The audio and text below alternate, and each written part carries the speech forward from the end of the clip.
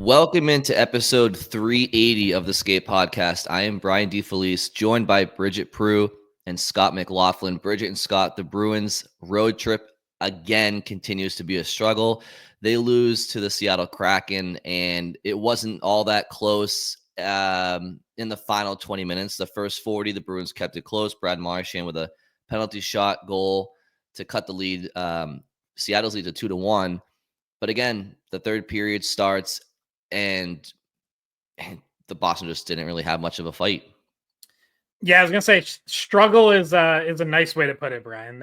It was a second straight just absolute embarrassment, like just kind of game you can't happen. And I'll go first on opening shifts because mine starts at literally the opening shift, which was David Pastrnak jumping on the ice and 16 seconds into the game, high sticking Jamie Alexiak for a double minor on just a bad reach and play, chasing Alexiak behind the net. Not you look to your leaders to set the tone after an 8-1 beatdown like they had Tuesday in Winnipeg. That's not how you set the tone. That's not the way to start the game if you're David Pastrnak. They gave up a goal 8 seconds into that penalty kill. Just bad penalty killing. Matty Beniers had like all the time in the world to just hold on to that puck. Oliver Bjorkstrand gets net from position on Zadorov and tips it in. And then they kill off the second half of Pasternak's double minor. And then less than a minute after that, Tyler Johnson takes an offensive zone penalty, tripping. Great first impression for a guy who gets back in the lineup after 4 straight healthy scratches. And then they technically kill that off, but Seattle scores again seconds after. Yeah. The power play expires. Puck's on Charlie McAvoy's stick with the chance to clear the zone. He instead turns it over, and it's in the back of the net seconds later. Like, and you're Brian. You kind of touched on it. Like, yes, there was a stretch of some good hockey for probably like a period and a half after that. They get it to 1, but like, just that start was to me so unacceptable. Like, you get embarrassed 8-1 on Tuesday night. You can't start a game that way. You can't start with the lack of discipline and not controlling your stick and bad penalty killing. Like it just, failed clears. Like that to me just like speaks to a lack of focus and a lack of attention to detail. And there's no excuse for that coming off the game that they were coming off. Like, they had a practice in between.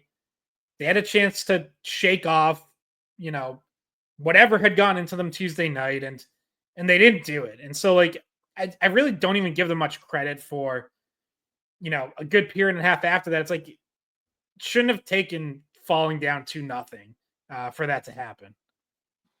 Yeah, and you say, like, it technically wasn't a power play goal, but Johnson you could see him like getting out of the box. Like, he was barely back on the ice when they did score it. So like, he was out of the box, but wasn't able to get back in position. And like you said, definitely don't want to do that when you've been healthy scratched already so many times this year and you're trying to find your way and make a difference in the lineup. Well, so he's going to be a healthy scratch again because he was the -4 and part of the problem on a couple other goals too. So. Yeah, he should be. He's not making a case for himself to be on the team at all, honestly. But and I will kind of get to that with Brian's opening shift. But to start out, they have personnel issues. They finished the game with personnel issues because they had 2 injuries. Oh, Melvin, sorry.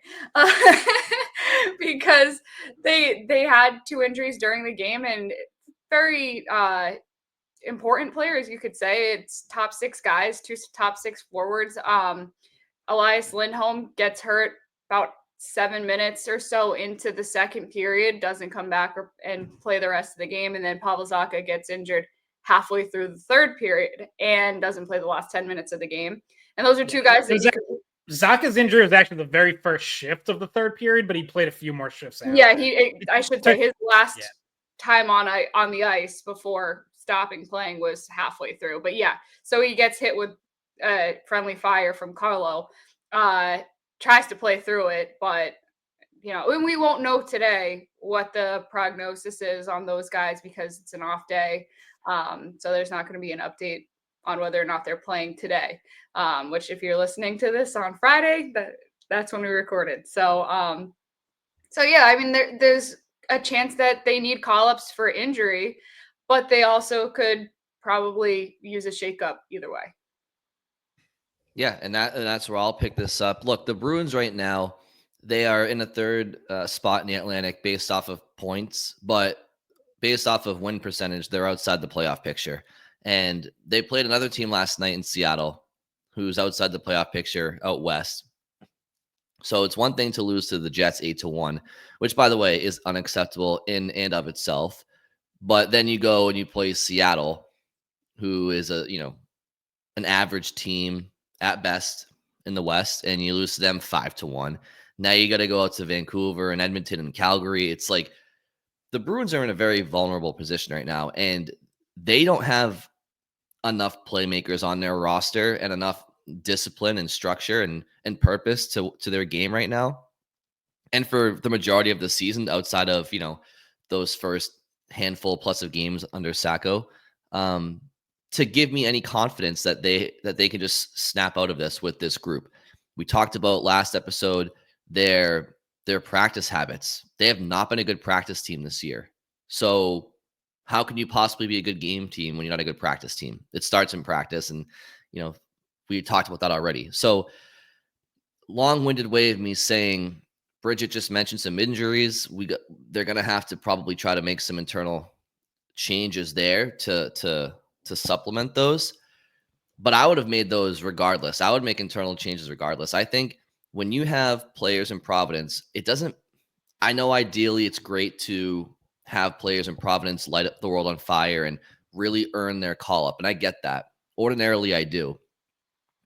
But when you have an NHL roster of guys that are just out to lunch most nights, why should they get a free pass?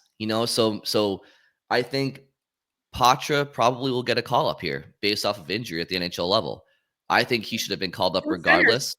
Yeah, well, yeah. And, maybe they would have waited till after the road trip if there were no injuries, just because it's long travel out west. But either way, this Bruins team needs a shakeup personnel-wise. And at this point, I'm saying this to try to salvage this season, because right now, the trajectory that they're on, they're not a playoff team. They're not a playoff team right now off win percentage. I just said that. But this Jekyll and Hyde, offensively anemic, defensively vulnerable team is not going to be a playoff team. So I think they should make some internal changes, maybe bring a couple of players up from Providence, get some young blood in there, if nothing else, just to try to spark something and humble some guys in the NHL roster. And then I would try to make a hockey trade right now. I'm not going to speculate on exactly what that trade would be in this opening shift. We can expand on that maybe later in the episode. But I would absolutely try to make a hockey trade right now to shake up this roster for the purpose of not tanking, for the purpose of trying to rectify this season. And if that doesn't work later on in the year, maybe then we can talk about maybe selling away some pending UFAs to potentially get some draft collateral and whatnot. But we're not there yet. But I think right now they got to make some changes, because this roster is just, the mix is not it, guys. It's just not it. Yeah, and I always say, and I think a lot of people say, like, this is a hard time of the year to make trades because pretty much everyone is still trying to figure out what they are. But we have seen some made. It's not like it's impossible. Like, the Rangers did trade away Jacob Trouba. They shook up their team pretty significantly. The Avalanche have completely redone their goaltending through trades, getting rid of Georgiev and Noonan and bringing in Scott Wedgwood and Mackenzie Blackwood. They got all the Woods now. So where there's a will, there's a way. Like, you can do it. If Don Sweeney decides, hey, I need to make a trade, I need to shake up the roster, you can figure out a way to do it. Like, you have guys who will find homes elsewhere. And like, even if they have partial no trade clauses, like there's ways around that, as we saw with Trouba. He had a no trade clause. So yeah, you can do that. And to your first point, like, the internal stuff, yeah, I think it is probably time to bring Matt Poitras back up, injury or not. Injury, if those guys, if Lindholm and or Zach are going to miss time, then obviously, like, he also fits as a center who can potentially play in your top six. But he has forced their hand. Like, he's got 8 points in his last 5 games down in Providence, 4 goals, 4 assists. By all accounts, has been playing better. Even aside from the points, away from the puck. I know all the Providence Bruins accounts on Twitter. Whether it's our friend Anthony at the Bruins Network or Rob Chalmers, Ivan, like, they're sharing these video clips of these impressive Poitras shifts, and like, you see it. It's like he's winning battles, and I know those are cherry picked highlights, but like, you see him doing things that you want him to be doing, and that maybe he wasn't doing at first when he went down, and kind of got off to a little bit of a quiet start down in Providence. So yeah, he should be back, because you need it. Like, you need some sort of spark, especially offensively. And even if you say, like, hey, there's still things we wanted, maybe the Bruins had in their mind, like, it might be best for Poitras to be down in Providence through Christmas. Like, maybe there's still things you want him working on to round out his game. It's like, well, sometimes you don't get to play on a perfect timeline. Like, sometimes change needs to happen a little earlier.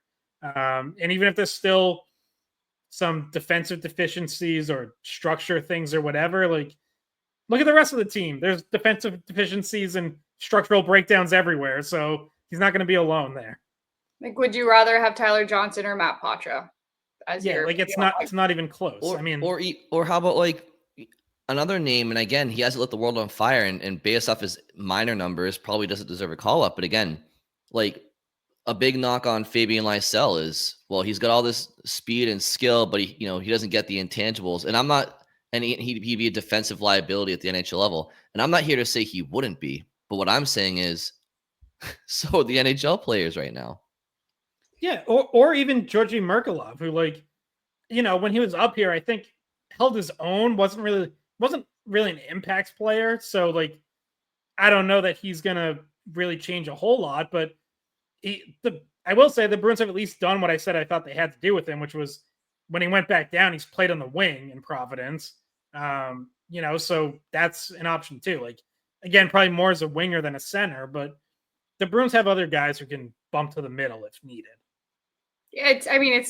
We argued, or not like we disagreed, but like, we made the argument that maybe he shouldn't have been sent down in the first place, not because he couldn't, like, learn stuff in Providence, but because they didn't have the luxury of moving their offensive pieces out of the lineup when they didn't have a whole lot going offensively. So bringing him back in, it's what you have to do, because what else can you put there? Like I said, Tyler Johnson.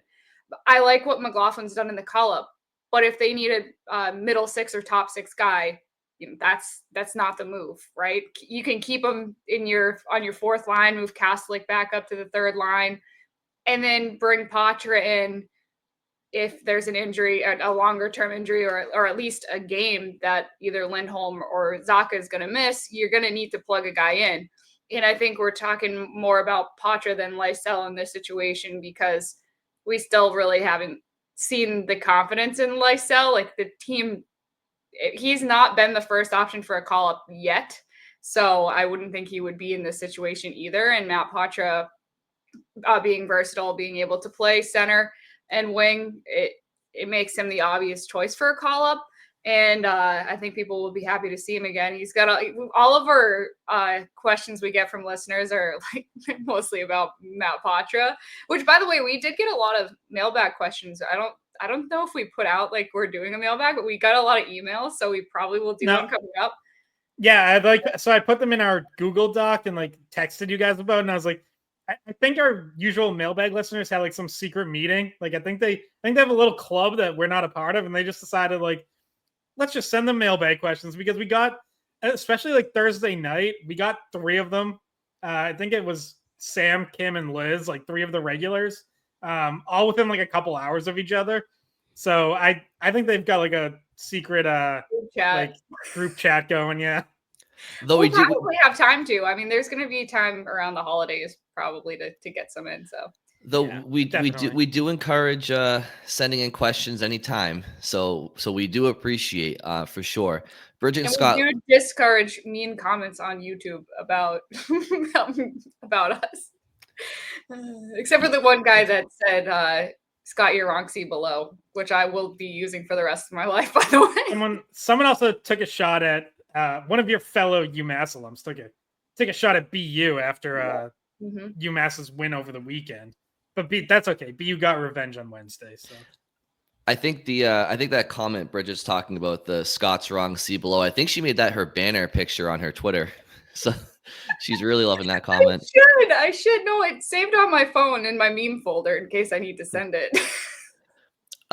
So Bridget and Scott, I want to throw out a couple of names, and because I talked about a few minutes ago how I think the Bruins should try to look for a hockey trade at some point here, for the purpose of benefiting this roster right now to jolt the locker room and also just change the mix for the better. This is not a hockey trade for the purpose of making them worse or tanking or anything.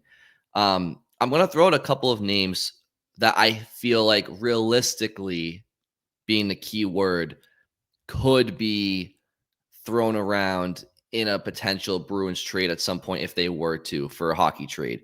I'm sure listeners and you guys might throw out some other names, but I'm trying to filter in my mind right now on the fly some of the names that probably the Bruins would be willing to, in all seriousness right now. Like, they're not going to trade Pastrnak right now, or McAvoy. So, and I'm going to name some names, and I want you guys to tell me if you think that they are part of the problem or should be part of the solution. Trent Frederick, Charlie Coyle, Brandon Carlo, 3 very likable names by myself and a lot of the fan base, and I think have had really strong Bruins careers. But as we speak right now, if the team's looking for a shakeup, I think those 3 players would provide some eyebrow raising to teams across the league, that they'd be saying, "Oh, I think we could find a place for them. Let's maybe talk to Don." Right? Like, I don't think you're going to get a lot of biting on Johnny Beecher. Or you get what I'm saying with this exercise? So do you think those players, maybe you can go one by one, are they part of the problem or could they be part of the solution? Well, I would be open to trading any of them in the right deal. I mean, none of those 3 have been nearly good enough this season. So I guess in that sense, like, you'd have to say they're part of the problem. None of them are playing up to the level that they're capable of or that they should be at. So again, like, I'm not looking to give any of them away, but yeah, if I can make a hockey trade that gets something in return, someone who's gonna play on the regular, like, I think you have to explore that. And I would say, my guess is that Carlo probably would be the most valuable on the market, just because defensemen in general, top 4 defensemen in general tend to be a little harder to come by. And even with him struggling, like, I still think he is that. And his contract's not, it's not bad, right? Like 4.1 or whatever it is that he's making. Like, that's pretty affordable for, a 3rd, 4th defenseman.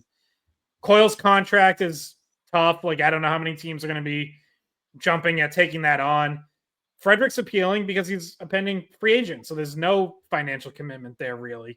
And the team could bring him in and then decide if they want to re-sign him or not. So, we've already, obviously, there's been plenty of rumors around Frederick already. Different reports of people saying, teams are wondering if he's available. They're wondering if the Bruins are going to re-sign him.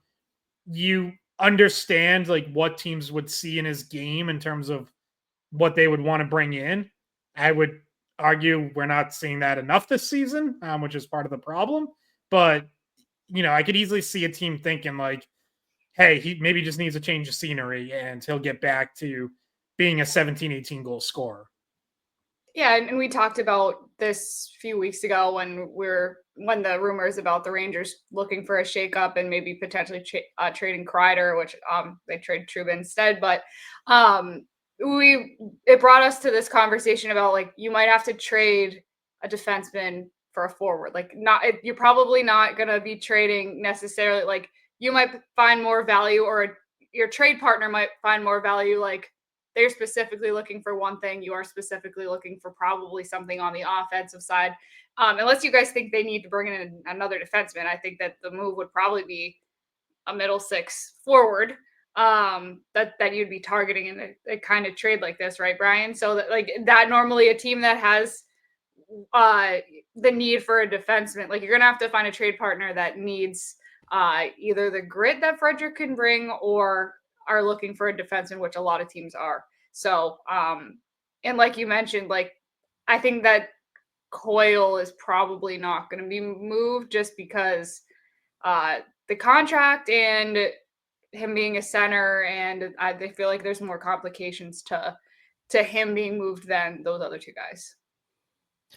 Yeah, I mean, I think the Rangers have made it evident that they're willing to discuss. I think they still moving Trouba is interesting because I know that he's kind of a polarizing figure for the Rangers fan base, but when they traded him away, the first thing I thought of was like, okay, well, I feel like they traded away a need that they should be having. Like they traded him away, and now they need like a shutdown defenseman because you have Fox and Keandre Miller, and like they that one kind of puzzled me a little bit, but I think there was more that meets the eye on that one. Yeah, I mean, and unfortunately for them, like he wasn't playing shutdown defense. He was hitting a lot of people, which often gets confused with shutdown defense, but he was on the ice for a lot of goals and chances against. His game had just really slipped from where it was a couple years ago. But a big body on the blue line nonetheless, and I think that's something that Carlo would offer for them. And so sometimes teams are looking for like a trade that's not very sexy, just like we just want a dependable shutdown, top four defenseman. And I was saying to you guys before we started recording, I've always, I like Carlo. I don't pretend that he's somebody that he's not, but he, maybe it's just the Zadorov Carlo pairing the last few games, but because he is not great in transition, doesn't really keep plays alive in the offensive zone, not very creative in the offensive zone with the puck on a stick on the blue line. He's in his D zone constantly. Him and Zadorov are trapped in their zone constantly. And so maybe they're keeping the puck out of their net a little bit, but when your team's constantly playing defense and you can't transition the puck out of your own zone, it takes a toll on everybody. So I think Carlo's game is a little bit maybe overrated by some as a shutdown guy. I mean, he's good, he's okay, but I think he's definitely tradable, and I think he's a player that, again, look, if you want to have a hockey trade, and there's going to be some risk there. If you want it to be a good hockey trade, there's risk for both sides. You'd have to give up something that is valued to get something that you value. And Carlo is definitely something that the Bruins value, and I value for the Bruins, but they can't score. So if you can find a way to bring in some, a Chris Kreider type thing for Carlo and Carlo plus, it should be considered. And like Carlo, Scott, I saw that you retweeted the clip I posted last night. It's like Carlo and Frederic. It's ironic we're talking about them because the Bruins make it 2-1, and just a very nonchalant, non-committal forecheck by Trent Frederic, just doesn't attack. Who was it? Vince Dunn, or doesn't cut off the rim around. He's sitting in no man's land, doing nothing, and then Bjorkstrand beats him up, up the middle of the ice. Carlo with a bad pinch, and Seattle goes down in a 2-on-1 and almost makes it 3-1 when they just got back in the game. And it's just situational unawareness and poor execution and a lack of purpose. And it's like, no, you're not David Pastrnak. No, you're not Charlie McAvoy, but those are important players in this team historically. And to have players like that just be out to lunch in situations, it's been happening time and again this season. It just can't happen. Yeah, I mean, Frederic on the third Seattle goal too, which is the one that Vince Dunn ends up batting out of midair. Frederic Burakovsky's carrying the puck back towards the blue line, and that like overlap handoff between the forward and the defenseman very clearly being telegraphed. So, like, Burakovsky's going to cut to the middle. Vince Dunn's going down the boards. Burakovsky's going to leave the puck with Vince Dunn.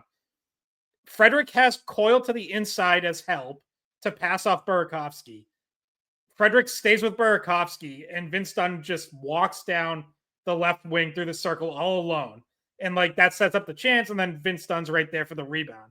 And it's like, again, to what you're saying, like the situational awareness, it's like, if I could see that handoff coming, like Trent Frederic should see it coming. Like that was telegraphed. Like that's it, and again, he has the help inside. Like and he catches on way too late. Like he ends up having to lunge with his stick, and it's kind of just a flyby, and like there's no chance at that point. Yeah, this isn't related to the Frederic thing, but it's related to what we were talking about with Carlo. But it is so obvious how much they need Hampus Lindholm back. Like it becomes like in an 8-1 loss and then a 5-1 loss, you're sitting there going, all right, well, I don't necessarily like these defensive combination. Like we mentioned, Lohrei was scratched. He was out of the lineup, which I believe one of our emails was about that. But what you're getting is, not the optimal pairs when you don't have Hampus Lindholm, because he's going to make any pair stronger. He's going to help the transition game of a pair that might be, that might be comprised of two guys that aren't very good at that. Like if you throw him back with Carlo, maybe you're saying, okay, Carlo looks more like himself now. It's very obvious that he is a big I mean, and he was playing really well before he got hurt too. It's a total bummer that he got injured when he did. Gonna miss the Four Nations because of it. Gonna miss a good chunk of the Bruins season here where they're trying to get back on track. He was starting to get reps on the first power play unit. It started to look a little better with him there, and now we have Osterley on the power play, because that's just where they're at right now. Is McAvoy's on the top unit, and against Seattle, Osterley was the second quarterback. So, yeah, they need him. They need him back. He will make the defense look better, but his health is the problem right now, and he's still. They'll say week to week, he's still probably out another month or so. I don't know, guys. Like, we just haven't gotten a great update on how he's doing. So I don't think we see him here until January at least, which is, is part of the problem. And they had started to play better defensively, like as a group, but he provides a lot that they're missing, especially when you're talking about the transition and offensive things. His brain can handle that. Like that's one of his strong suits too. Yeah, I mean, you're right, Bridget. He absolutely was playing good hockey when he went out. He was probably their best player from, overall throughout the course of the season at the time of his injury, the most consistent player. And I think the earliest we see him back from the start was going to be late December, early January. So I guess to this point, December 13th, like still kind of on track for that until we hear otherwise. But yeah, you're right, Bridget. Like he's a massive void. On the one hand, you hope. I would guess it's going to be a little longer than that. You think so? Yeah, I don't think he's going to be back by the end of the month because he's not really skating or being seen anywhere. Yeah, but we've seen him around Warrior a couple times. This is like a couple weeks ago at this point, but he was still pretty hobbled. He did not look like someone who was particularly close to getting back on the ice or a month away from a return.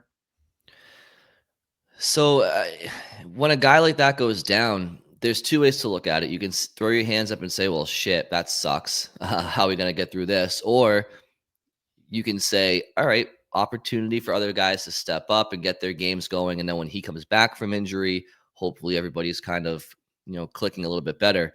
And that, that was the case. I do think their D-corps stepped up, in particular after the coaching change.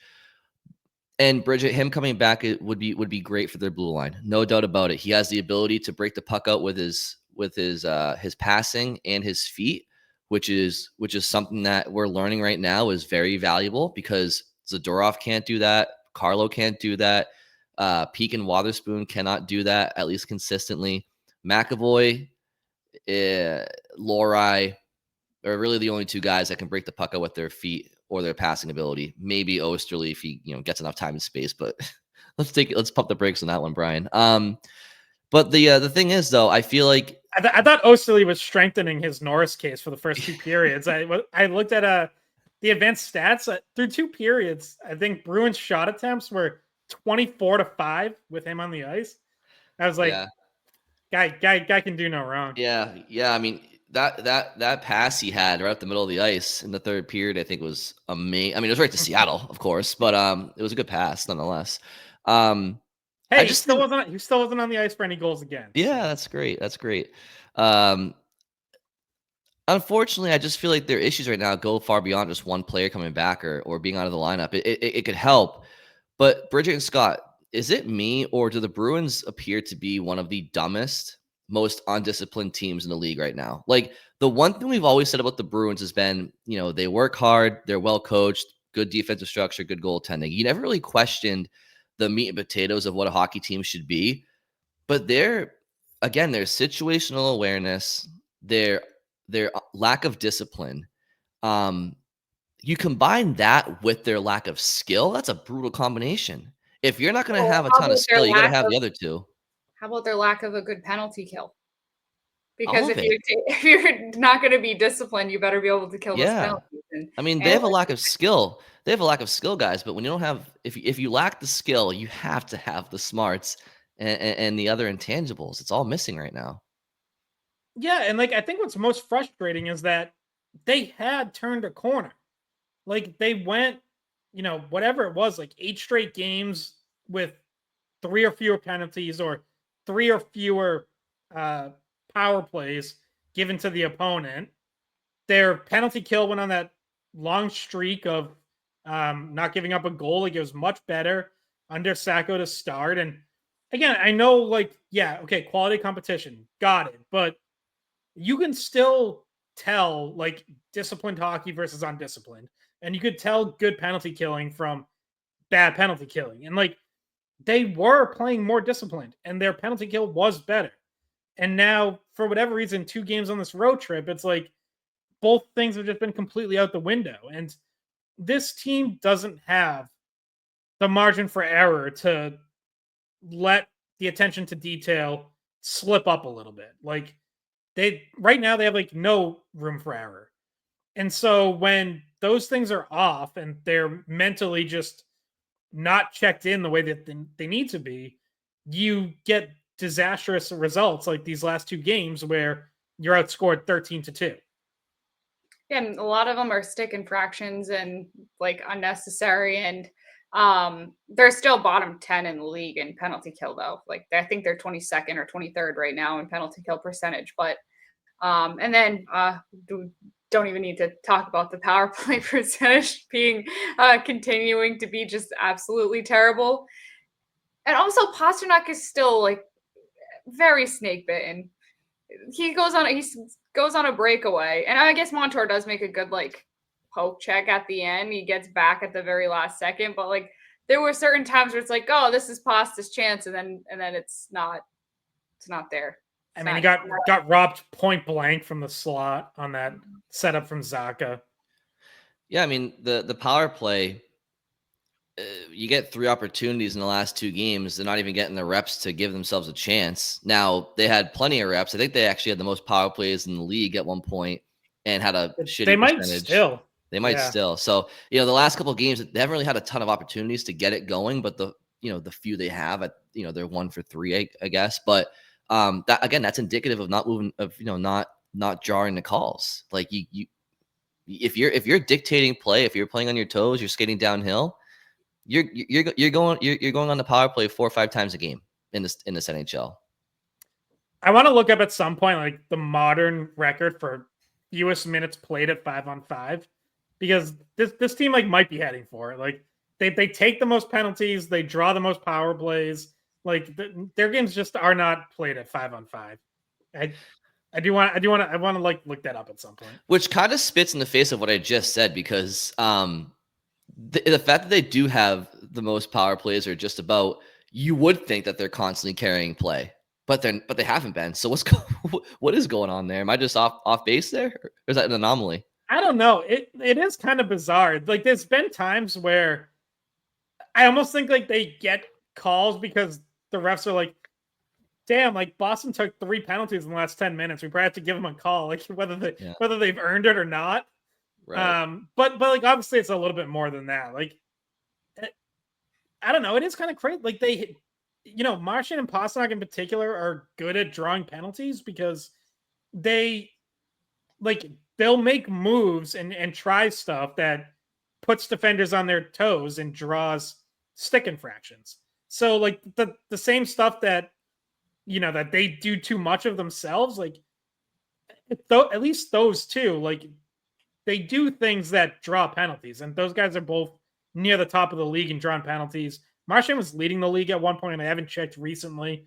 So like that's part of it too. But yeah, and also, you know what? Part of it might also be that teams aren't afraid to take penalties against them because they know that their power play sucks. So point.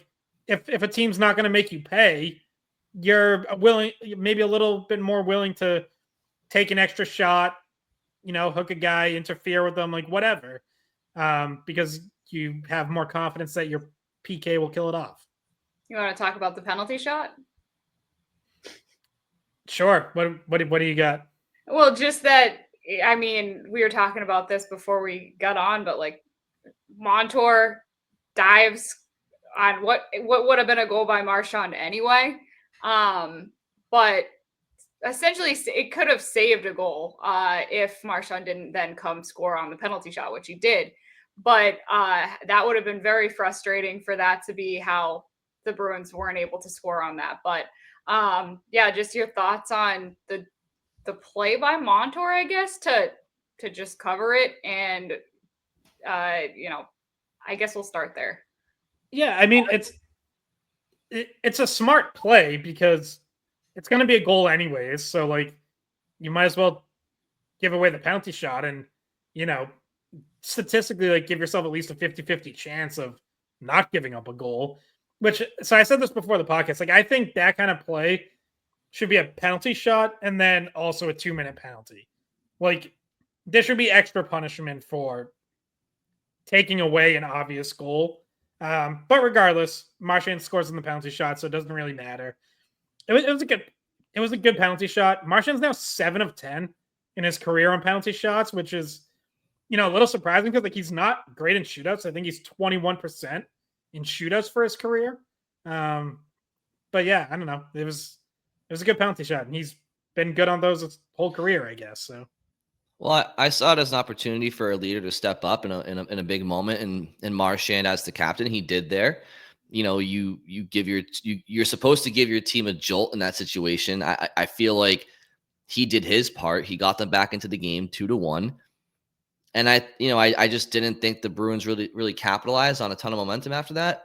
That they didn't really capitalize on any momentum they should have had after that. And then next thing you know, it's the third period and the game's over. But that was my takeaway from that moment. Big moment. You got a leader in the position to do something about it, and he does. So that was good, especially when you look at how, as the other leaders, David Pastrnak, as we talked about, gets a double minor on his first shift of the game, 200 feet plus from his own goal, and then Bruins give up the goal on the power play, and then Charlie McAvoy has a giveaway in his own zone that leads to Jaden Schwartz's goal. So that's not great in the first 5 minutes of the game from two of your leaders. We've talked about, how McAvoy stepped up big time in that Centennial game and, was turning a corner, playing some good hockey around then. But especially after that game in Winnipeg, like everybody has to step up. But people will always say in sports, it starts with your leaders. And, it started with their leaders in a negative fashion against Seattle. So Marchand had a chance to kind of do right in that moment. He did, but unfortunately, nobody did much of anything, and that includes the leaders in that game. Yeah, and I was also just thinking, like, after the game, Marchand said something along the lines of like, after we got the first, here's the exact quote: "We felt like after we got that first one that we were going to get the second one. Their goalie made some big saves and kind of weathered the storm, and then we just kind of fell apart." Which obviously the last part is definitely accurate. They fell apart in the third period once again. And Grubauer did make a couple really good saves. I mentioned robbing Pasternak point blank, but I also think like this has been an issue all year, and it's part of why they have a low shooting percentage. Like they just waste too many good shots. Pasternak had a one-timer on one of the power plays right into Grubauer's chest. Zacha has a great point-blank chance and puts it over the net. Casta, like at one point, had a play where like he pulled up and no one closed on him, and he actually had room to move in, and instead he kind of settled for a long wrister that hit Grubauer right in the chest. And it's like you just don't get a lot of clean looks in a game, and it feels like this team is throwing too many of them away, where it's like you have to force the goalie to rob you. It has to be in a spot that kicks out a rebound. It has to at least be on net. I mean, Zacha missing from that close, like, just shouldn't happen. Yeah, I think goaltending, like, it's certainly something that felt like it was starting to frustrate them because Grubauer was making some good stops too. Like, obviously, you're talking about times that they just weren't able to finish as well, and or opting for shots that are not as likely to go in. But he was having himself a really good game. I thought Korpisalo made a few really nice saves too, and obviously when Marchand references things going downhill in the third, it also went downhill for the goaltending in the third. But there were chunks of that game where he was making some frantic must-have saves, but he was there. He was getting them. I don't know. Are there any goals that you think like, okay, Korpisalo, there was the one where he went down. I think it was Schwartz's goal. Like he went down early. Schwartz picks the top corner because he sees it's available. And great shot, that though. one, it was a perfect shot. That's what it's a great shot, but that would be the one that I'd highlight and say, like, it was. I was impressed by the fact that he got it up like that on the backhand and just found that hole like solid. Knew what he was gonna do, beat Korpisalo. But like the one that's batted out of the air, that's tough. There's an empty net goal at the end that I thought maybe would have been an awarded goal because like every Bruin piled on. Like they were just like maybe the fourth goal too, Bridget. Did you mention that one? Bjorkstrand in the slot. No, I didn't mention that one. That one was maybe like to see that one at that point in the game too. But again, the team's just breaking down in front of them at that point. By the way, we haven't mentioned this yet, but the defensive zone coverage on that one. I mean, first off, you have Wotherspoon turnover behind the net. Yep. And then, like, I rewatched that shift, and it looked like Pasternak and Tyler Johnson were, like, shadowing each other. Like, everywhere one went, the other went. And I'm like, guys, that's not how you play in the defensive zone. Like, they both chased a puck carrier to the right half wall, and then they both sort of, like, aimlessly drifted back to the slot to the same spot. And it's like, what is happening? It was like they were like glued together. Well, so Scott, what is happening here? Like, is this coaching? This is the second coach they've had this year. Obviously, Sacco is very familiar with how Monty ran things, so it's probably X's and O's very similar. But where do we put this blame on? Is it coaching that the players look lost, or is it the players? Like, how could they be so out of sync with each other? Yeah, I mean, I start with the players because, again, I think it's just for whatever reason this team just cannot pay attention to the details and stay focused on a consistent basis. Like, again, I think those first 9 games under Sacco, like, you saw that this team is capable of having defensive structure. Like, that was I think the single biggest change from Montgomery to Sacco that came in. But now it's not lasting, or at least it hasn't these last 2 games. And to me, like, again, I have to start with the players there because I'm like, Joe Sacco didn't start coaching something different after 9 successful games. Like, he didn't be like, all right, guys, now we're going to run around to the defensive zone more. Like, all that structure and like everyone's sticking in their zone. Now we're going to chase guys more. Like, no, like that didn't happen. So like that's players just like losing the plot, just getting, for some reason, taking themselves out of something that was working. And like especially against Winnipeg, like, yes, the level of the opponent forces more of that. You're facing a team with more offensive firepower that can make plays and that puts more pressure on naturally. But it's still like that doesn't totally excuse it. And it certainly doesn't excuse it against Seattle, a team that has some forward depth, but like you don't look at that lineup and think like, wow, there's a lot of offensive talent. You look at that lineup and you're like, yeah, there's 9 solid forwards. But like that's that's not an offensive wagon over there. No, and that should be every NHL team. Every NHL team should possess that. Yeah, I think it falls on the players too. I think, it's like the old adage, you can lead a horse to water, but you can't make it drink. Like you have to put the onus on the players that are on the ice. I mean, Joe Sacco can only do so much. And this is where some Bruins fans out there may say, yeah, Brian, it is the players, and who constructed that roster? Don Sweeney. So, Sacco's dealing with the roster that Sweeney gave him. And yeah, this is all true. Like this is like I said earlier, this mix of players is just not it for one reason or the other. Maybe in a different calendar year, maybe it's better. Like maybe this is just an off year for a lot of players, and that happens. Maybe it's the mix plus just everybody playing as bad as possible. But I mean, one player I do want to shout out real quick, because I want to get before we end up finishing, I do want to ask you guys a few questions. But in the meantime, one player I wanted to bring up in a positive way is Mark Kastelik. He has been my favorite Bruin all season, and it's simply for the fact that he just plays. He competes, he doesn't overthink, and he's the most effective player. And you can see how he is trying to make a difference every time he's out there. And he's just not a 50-goal NHL scorer to pull off a lot of things, but the effort is always there. He's the only forward that is consistently behind opposing defense on forechecks. He's the only forward that causes any sort of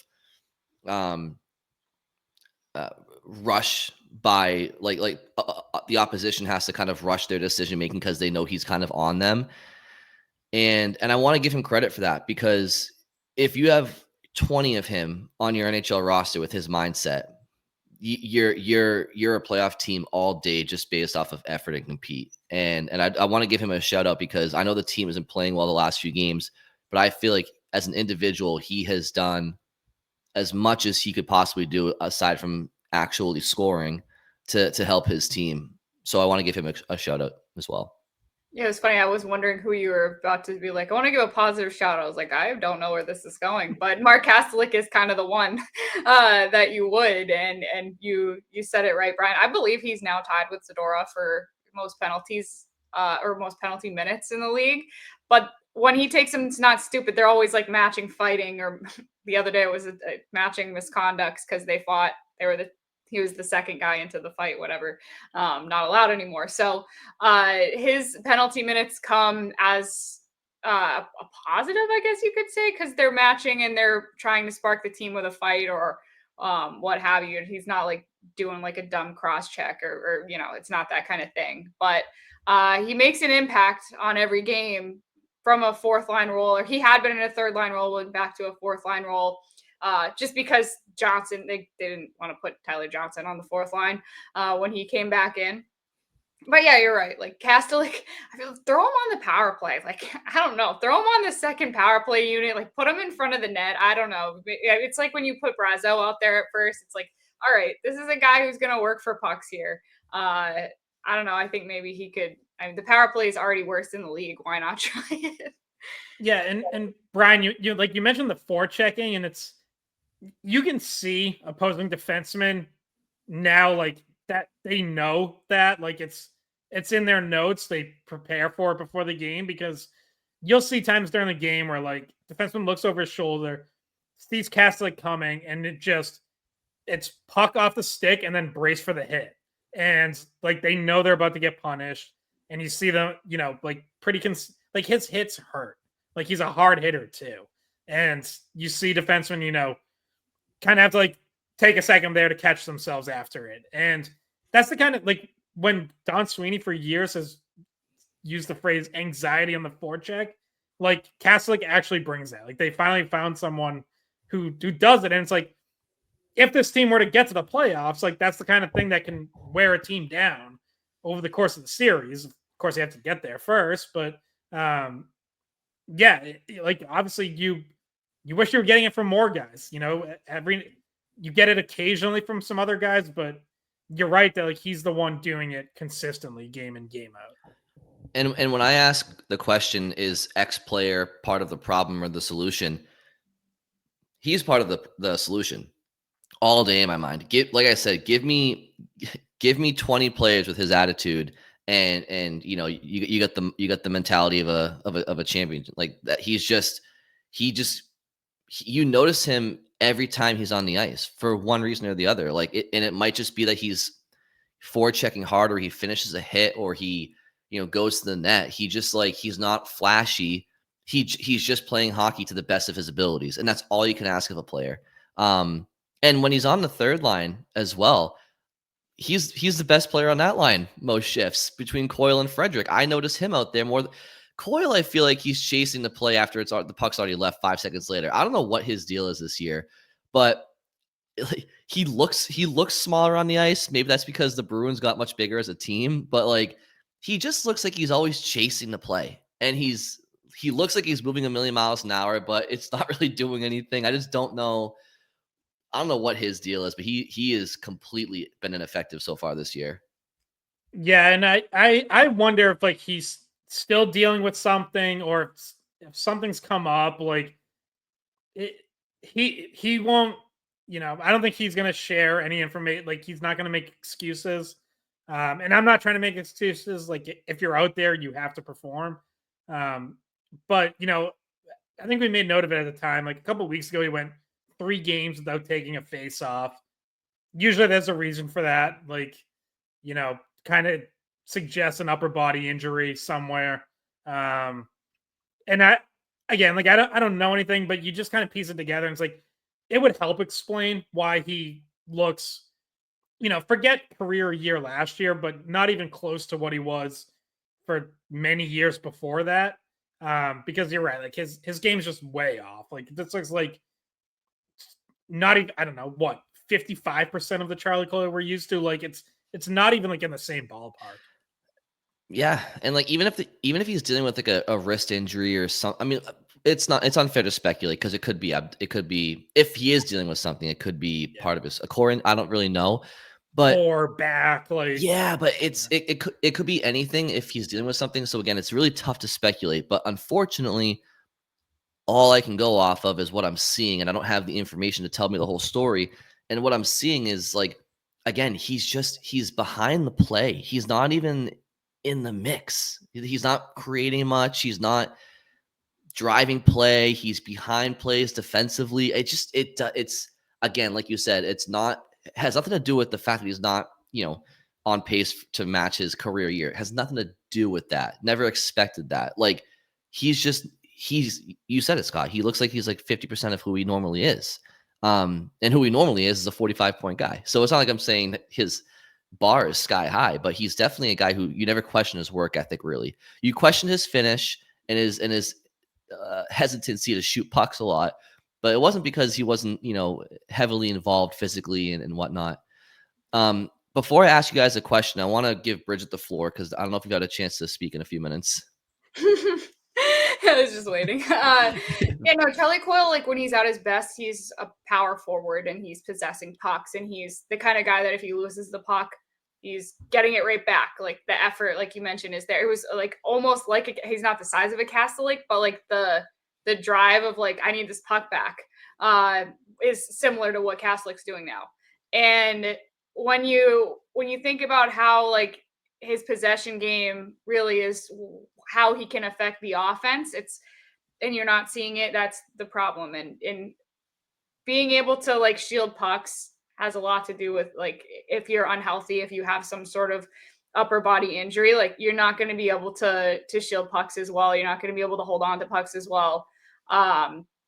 So it would make sense. And anytime I've ever seen guys stop taking face-offs, and we know it's not because Charlie Cole's bad at face-offs, right? Like he's statistically throughout his career been a very good face-off guy. And in trusted situations too. Like every time I see it happen in college hockey, it's somebody's coming back from an injury. Like you're makes it like Dylan Ritzkovian. This happened to him last year. Like he comes back, he's their best faceoff guy, doesn't take a faceoff for a little while because he's still trying to get back from an upper body injury. So yeah, a lot of times you don't see guys centers that are good at faceoffs get taken off of it for no reason. There's normally some injury that coincides with it. Yeah, and even like last night, just to check, 0 for 1. He took one faceoff. And like some of those games he wasn't taking them. I think in part it's like he was on a line with Kastelik, and Kastelik is also really good on faceoffs. Last night he wasn't on a line with Kastelik, and he still wasn't taking faceoffs. So yeah, I don't like there has to be something there.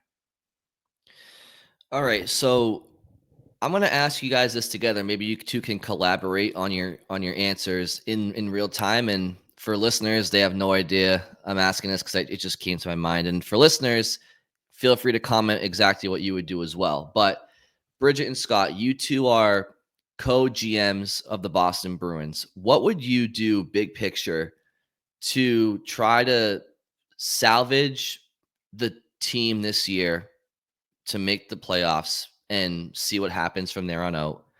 And conversely, if this team is not in a playoff position, or they're flirting with one, but they're just outside of it come deadline time,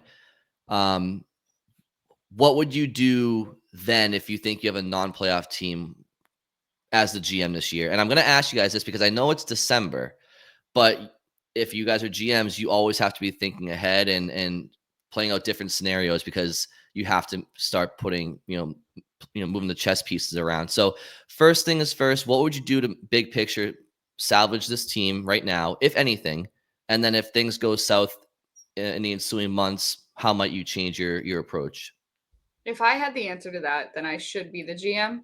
Well, I was gonna say first off, I think there's gonna be a power struggle between these co-GMs. Yeah, me and Scott, we are gonna butt heads big time. But I mean, it's almost impossible to answer, Brian, because we've seen like a lot of things tried and not work. And then like when you like, it's easy to say, yeah, okay, they need to go get a top 6 winger, but how you actually do that is, it feels impossible at times. And they've tried to do that in years past, and it doesn't happen. Like even when they go out and get Elias Lindholm, it's like, okay, this is a need that they filled, and then it just doesn't pan out the way that they think it's going to. It hasn't helped them get on track for a playoff position. So a lot of times you can say, oh, this is what they need to do, and then it still just doesn't fix the problem. Like some of those changes they made in the offseason seemed like they were gonna fix problems, and they did not. So and then to answer your part about what do you do if they're not a playoff team, or if they're not a contender? I mean, what does every team do when they know they're not a playoff team? Like they sell. They're on that side of it. If it's like on the margin, I don't think they're giving up. But if they're like pretty obviously, like say they're still like they're banged up and they don't see a path for it, like you're a seller in that case. You're not trying to do what they've done the last few years, and you're just not wasting your cap, and you're not going for it. Yeah, I think like in the short term, Brian, I think like the stuff you hit on in your opening shift is pretty much like get Potter back up. I would say probably Merkelov as well, who has a 5-game point streak down in Providence. And like actually play them and give them a chance to spark you, because the guys here right now aren't doing it. So at least give a couple of younger guys like a chance to spark you. Look for a hockey trade to make right now. I don't think you can possibly be in a position to, Bridget mentioned like trying to find a top 6 winger. It's like, yeah, obviously that's what they need, but you're definitely not in a position to like go trade a 1st-round pick for one.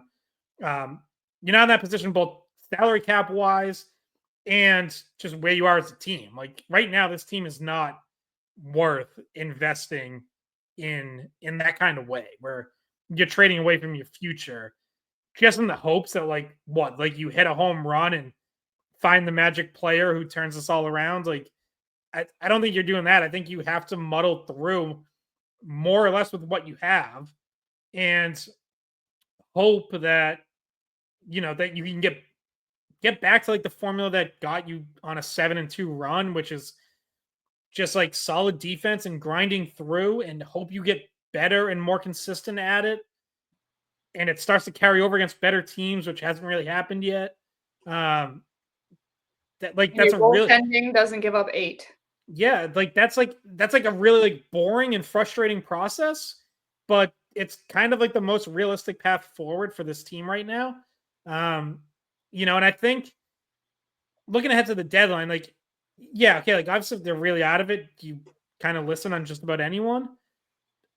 I think what's going to be a lot more complicated than that is that more likely where this team ends up come, February is where they are right now, where it's like, man, you're definitely not one of the better teams in the league, and like it feels like you're a ways off, but also you're in a playoff spot or you're a point out because there just aren't 8 teams in the Eastern Conference that are going to run away from you. Like it's just not that deep of a conference this year. So to me, like even with all these struggles and issues that the Bruins have, I don't think they're going to fall out of playoff race. Like I think they're going to do enough, at least against bad teams, to hang in there and like be right there with the Rangers, Flyers, Sabres, Senators, like whoever else hangs around. Like none of those teams are gonna run away from each other, I don't think.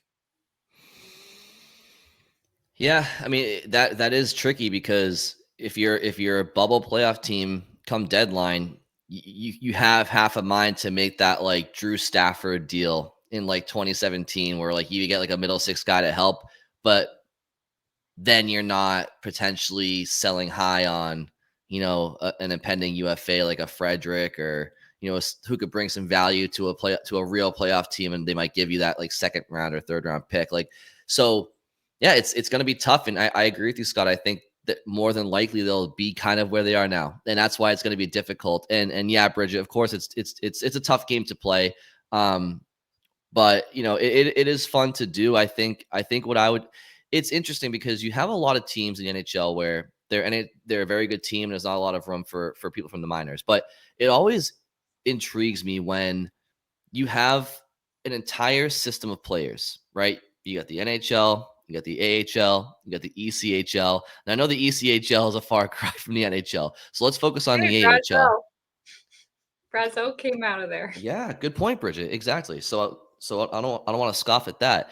But if we're talking like in that specific calendar year, you're not going to go from the ECHL to the NHL. But so I'll keep it to the AHL right now. It always kind of puzzles me how teams are so quick to just overlook what they have in the minors. Now, I know the obvious rebuttal to this from listeners will be, well, yeah, Brian, the Bruins farm system sucks according to compared to the rest of the NHL. And look, I'm not even going to dispute that. But what I would say is, okay, fine. But you still got to try to play the cards you're dealt. So if there's an opportunity to try to spark your team from within and change things from within, you have to be willing to do that before you even go external. You can go external. Be my guest. You guys know me. Go external. But it annoys me when they just stay status quo.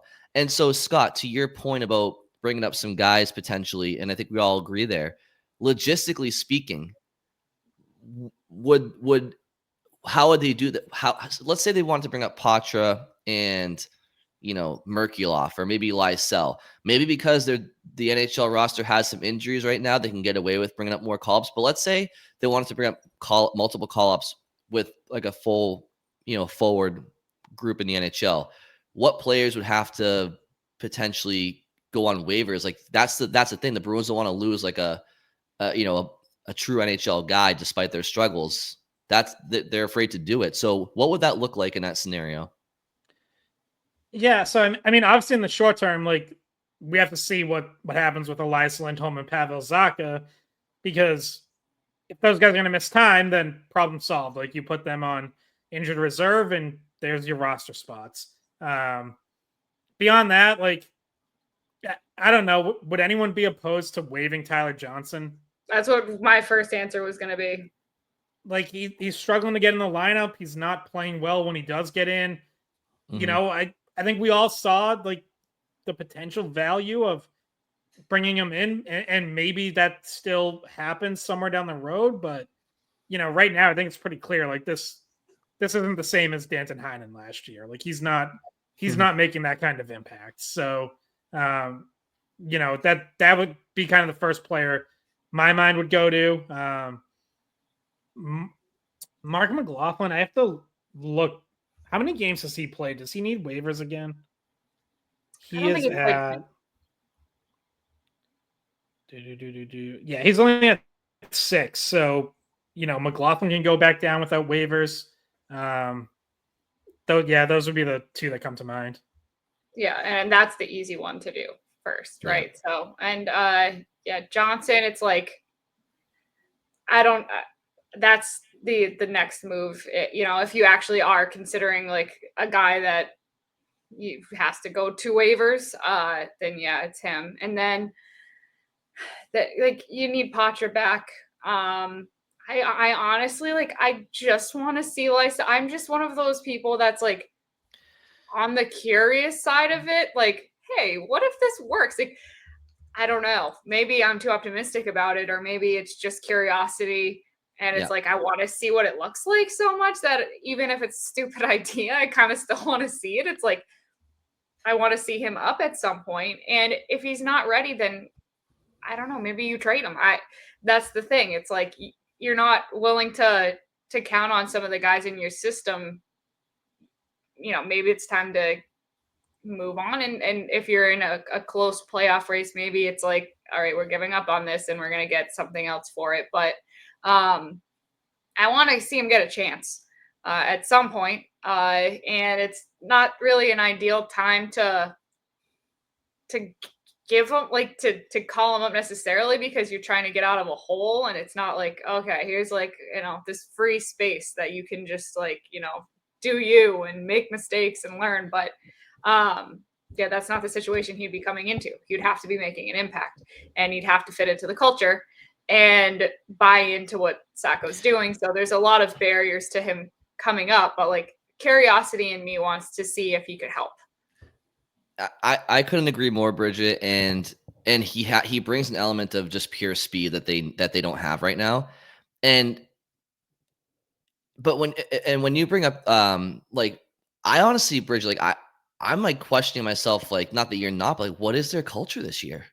Like what is it this year that's so like impenetrable for somebody from the like if there's ever a year where hey come on up to the majors because we're kind of a shit show right now. So just join the party. It's right now. You know what I mean? Well, and also I should have said this earlier, but when you're talking about making a hockey move, like it has to be for a veteran, I feel, because there's certain lack of like they're missing something in terms of this came up in the last episode about like the practice is not being good enough. Like you need a guy that an extra guy that can maybe help practice to stay on track so that games stay on track. And I feel like your hockey move probably should be for a veteran guy that is, you know, not over the hill, but still brings something that's intangible and like getting people on track when they lose their way. Yeah, I just gotta disagree on Lysell right now. Like, I didn't say it'd be the best idea. to some extent, you still need guys to force your hand. Like, they have to do something to earn a call up. And Fabian Lysell has 3 goals and 10 points in 20 games this year. He has no goals, 2 points in his last 5. Like, if anything, I think the better thing is to like show him that if he does get going, like there might be a chance, and that's why, you know, when Mark McLaughlin got hot down there, like he got called up. Now I think if you do it with Patra and Merkulov, while they're playing well and rolling, again, like it sets the example of like, hey, if you actually play the way that you're supposed to play and you start to take over, like they'll give you a chance. Lysell's not doing that though. So like I need him to do that down in Providence before I think like I'm not calling him up like just for the heck of it. Are you giving up? I think there's enough other guys in front of him right now. But like is he now like if that continues, right? We're not saying right now, but if that continues, is he then a piece in a trade? Like, if you're thinking he's, Does he have any value in a trade? Like, what even is Fabian at Lysel's one value point, right at now? one point, Well, that's the problem though. Like he's not going to have any value. Nobody's like he has no NHL games to it. Like honestly, Scott, like part of giving him some NHL games could be gamesmanship to try to see if he can. Like I hear what you're saying, and I really don't disagree. I really do believe that people need to earn their opportunities. I'm with you on that. But I'll be honest, like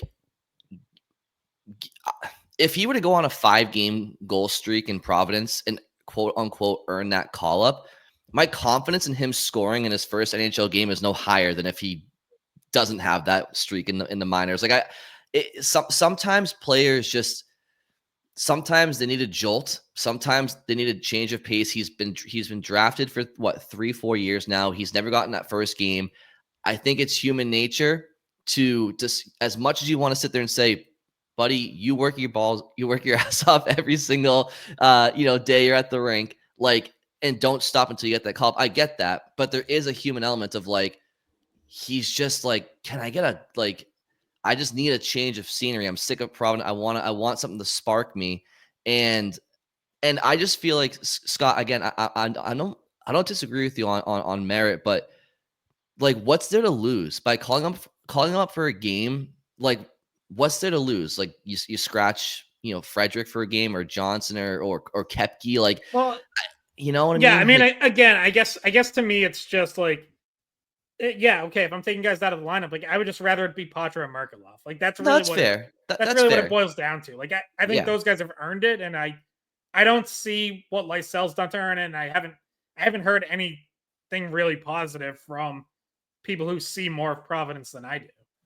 Yeah, I would agree with you, Scott, on that. Like, I'm not saying he's the first one.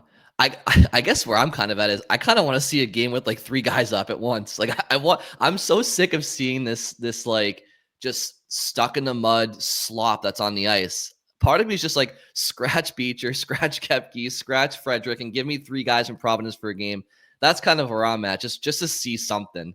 You know what I mean? And Max Jones is another guy that like. It's supposed to be an NHLer, and he's just been in Providence this whole time. And I think he's been hurt down there too, but I think he's starting to get his legs under him a little bit. But so he's another guy that'd be in the rotation. I don't know. Maybe I'm being impatient right now, but this product is so boring. It has been all year. I just want to see something. Give me some life. If I'm going to wait up till 12:30 to watch a game, give me some speed for Christ's sakes. yeah, these are going to be some late ones coming up.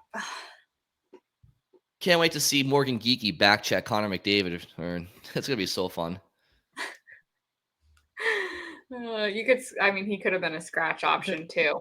This team is one thing I'm realizing is they're really good at making people and I'll put myself at the front of the line look really stupid. Because like what was it like last week on the pod? I was like I think this is their best lineup. Like this looks like the best that they've had all season. And now it's like the same lineup is just getting absolutely destroyed on this road trip. And then now we're talking about like take 4 guys out, like waive 3 of them. Like who cares? And it's but even that's not even like that crazy of an overreaction or anything. It's like no, it's not. Like this team keeps ending up in these places where you're like something has to change, right? I mean, even in their win streak, right? It's not like their wins were incredible. I mean, I think they shut out Seattle 1-0, right? I mean, the Canadians aren't a great team. The teams weren't great that they were beating. We've covered that. We're not going to hold that against them. But it's not like they were like setting the world on fire. But even their last win, the Philadelphia game. I mean, I think it was the Philadelphia game. They were down 2-0, and they said on the broadcast last night, this is 3 straight games where the Bruins are down 2-0. It's even when they're winning, it's been kind of like, pulling hair to watch a full 60 sometimes. So I just think that Fabian Lysell in particular, 1000% Scott, he has to earn it. And if there's an NHL roster that's playing to their capabilities, I'm with you all day. But when you have Trent Frederick and Charlie Coyle and Morgan Geekie and all these guys that are just, I mean, really everybody just underperforming vastly. You know what? Why should their jobs be so secure in their minds. Part of it's not to reward Lysell, it's to or players in Providence. It's to humble the guys at the NHL roster and give them a kick in the ass because they feel too safe up there. They're too complacent, among other things. They're lacking confidence and other stuff. But I just think it's partly to spark some players down in Providence, give them an opportunity, but it's also to, manage the NHL players too. Yeah. As of Friday, we are not aware of any call-ups. I'll just say that. But yeah, I did say so. Mark Divert tweeted that Matt Poitras was at Providence's morning skate, which isn't surprising because even if he was being called up, he would probably skate with Providence in the morning and then fly out west. So yeah, we'll see if anything gets announced. Just last note, obviously, is like there's obviously only so much you can do in a salary cap world. Like there is a roster limit, so like realistic, it's like all you can actually do is like change out 2 spots. Like I know, like where like I joked like 4 or 5 guys. Like obviously you can't really do that. So yeah, which is also why maybe you're willing to trade someone off the roster and shake things up. Is like I don't know, free up another spot or 2. Yeah, I mean, I would like to see, next game I would like to see Marchand, S. McLaughlin, Pasternak, and then maybe Coyle, Prue, and Frederick on the second line. We'll go with that, see how that looks for the first go. I'm a great center, guys, really. So Can you take faceoffs because Coyle can't right now? So I can try. Yeah, I did just have ACL surgery, so that might hinder me. But well, you'll do your best. I still won the bowling league. I still won the Hockey East bowling league yesterday. Okay. Congrats! Wow. What'd you bowl? We did candlepin bowling. It was our holiday party. Oh, okay. Very cool. I'd never done it before. But I was good at it somehow. Scott's a candlepin guy. I haven't gone bowling in like, oh God, I don't know, 10 years. Like it's been a long time, and I live right down the street from a bowling alley. I just never go. What, the one in Lowell? What's it called? Brunswick or something? No, the Bowlerama or whatever it is. We were in Amesbury, and it was this like old school place that only had candlepin and looked like it hadn't changed in like 50 years. It was fun though. Yeah, the one in Nashua that I grew up going to was Candlepin, and you walk in, and the second you open the door, you just hear pins being hit, and then the smell of cigarettes just goes right into your face. And times it smelled like cigarettes. Times are different. I don't know if they still smoke cigarettes in there, but I saw a guy smoking a cigarette in there. Yeah. Okay. All right. I think we're probably good. Our listeners are already tuned out at this point. So thank you all very much for listening. Enjoy staying up late this weekend for some more exciting Bruins hockey, we imagine. And we'll be back on Monday to discuss it all. Thanks for listening. We'll talk to you soon. Hey guys, thanks for watching the Skate Podcast. If you want to see more of our videos, visit our playlist. Not in front of a screen? You can listen to us on Spotify, Apple Podcasts, or wherever you get your podcasts. Don't forget to follow us on social media. And if you enjoyed this video, please don't forget to give us a thumbs up, subscribe to our channel, and leave a comment.